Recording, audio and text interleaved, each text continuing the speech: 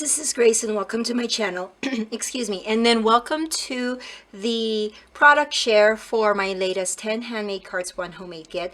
I got to be honest with you, I wasn't sure if I'm going to be able to do this, and I'm going to tell you right now, I might have to just spread this video a little bit longer. Instead of doing one video with 5 and then another video with 5, I'd probably split that up into 3 videos just because of my time constraints right now. I don't know if I can sit down and actually do 5 cards at one time, so I might have to extend this. So I apologize if you're expecting just 3 videos from me for this particular series, but I think this month it will be 4. Hopefully not more than 4, but let's get on it. So if you are new to my channel or new to this series, I try to put together some items within my stash and create my own homemade card kit. This was inspired by some of the card kits that I have seen out there, where some people, they would have their card kits from a specific manufacturer, specific store, and then they make 10 cards with that. And so that is what I'm hoping to do with this one.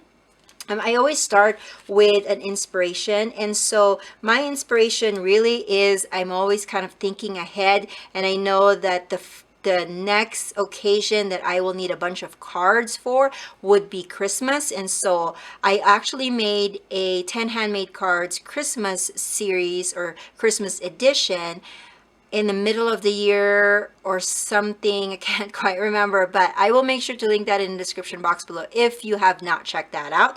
But now I'm going to make some more cards that's Christmas themed, and so that I will be able to have enough stack of Christmas cards when the holiday actually comes. So the inspiration is Christmas. I'm going to show you a few things. Now, when I make this when I'm making or putting together the items in my card kit, I'm also thinking about the time constraints that I have.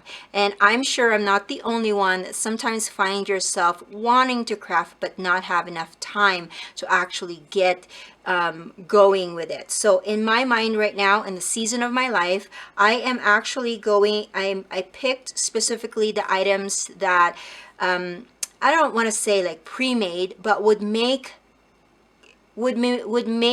the process, the journey from start to finish a little bit faster for me and more efficient. So with that being said, I got this Merry Day sticker sheet from Crate Paper. I think it was last year, and as you can see, there's a lot of sentiments already here. So I'm planning on using as many of these as I can so that I don't have to worry about sentiments. Okay, so there's a few more choices over here. So that's my plan for this one. Now, if that doesn't work, I can always go with this one, and I can stamp this all at once using my stamp positioner, so I can get all of these, and then I can also marry this like Merry Christmas with this Cheers one. I can cut a bunch of this at one time and even cut them from an adhesive backed cardstock, so that I can just peel the adhesive and then stick this onto the card. So that's kind of some of my plans.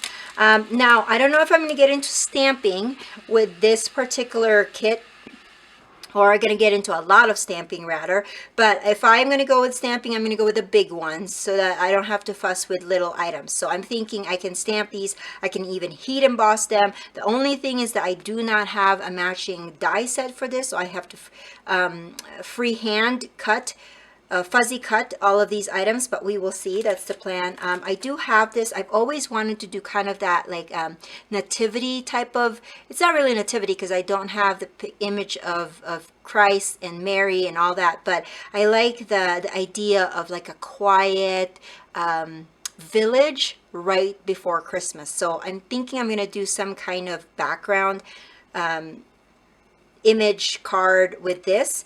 And then here is the buffalo or the gingham check, and I'm thinking, you know, gingham checks are pretty kind of in right now, especially when you think about Christmas. So I might do this to create a background. These are my finishing touches. And so for paper, I picked some 6x6. I have some blues. So these are not your typical Christmas colors, which is totally fine with me. I am okay with that. Now, this one, I see these stars as a good background for that die set with the village. I think that would be like really set for me, and I could just put the die on the bottom and then put a cheers. And then I do have this one. This one I also really like just because it is ombre. It already has some kind of blended background. I don't have to use my inks or my distress inks to blend my own background. I really like that. And then this one I love just because it has some gold foiling accents also with this one. And then I found some of these 3x4 and 4x6, which I'm hoping I can incorporate. Again, I was trying to look for things that are pre-made that I can use as backgrounds. I don't have to stamp too much on these things. Like this one, I can just put that big cheers over here and that's good to go. Same as this one. And then this one, I don't know what to do, but I really like this part. And even I have this choice right here. And then this one, wintry scene, I like that one. Now to kind of coordinate with the wintry scene, I picked 4 12x12 that I will cut to an A2 size card. So as you can see, I think I can do 3 cards here, not a 4/4 inch, but a 4-inch one. So it'd be a thinner one, but I think I can make 10 cards out of these 4 pattern papers. And then now to add to that, this is where I'm going to incorporate the pre-made stuff.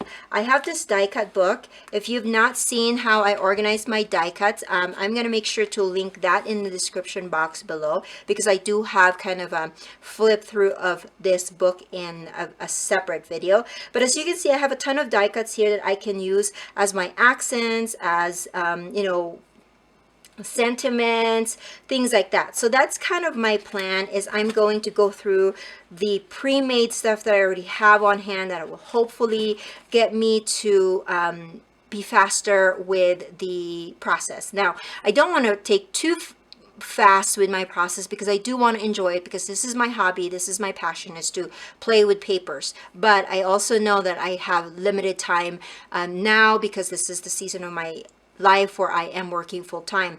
But if you are like me in this position, that you have a full-time job and then you want to still do some kind of scrapbooking, maybe we'll, you know, try this one together and see if it works for people like us, where we want to create, but then we also want to kind of speed up the process so that we can see our final product a little bit faster than normal.